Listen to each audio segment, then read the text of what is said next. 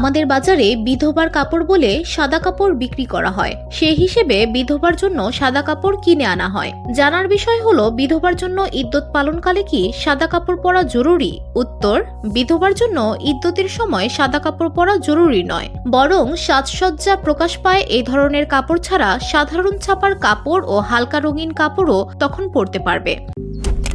Malaysian প্রযুক্তিতে তৈরি অত্যাধুনিক cleaning machine modern vacuum cleaner যে কোনো ধরনের ধুলো ময়লাকে পরিষ্কার করে ঘরকে করে তুলুন চকচকে ও আকর্ষণীয়। Modem, brand of luxury.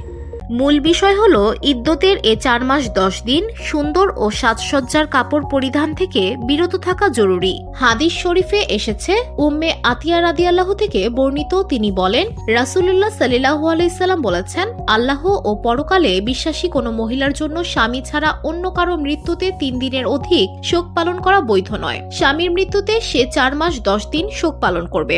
এ সময় সুরমা ও সাজগোজ হয় এমন রঙিন কাপড় ব্যবহার করবে না, তবে সাধারণ ও হালকা রঙিন কাপড় ব্যবহার করতে পারবে। সহিহ বুখারী হাদিস 5342। VOD Bangla news desk.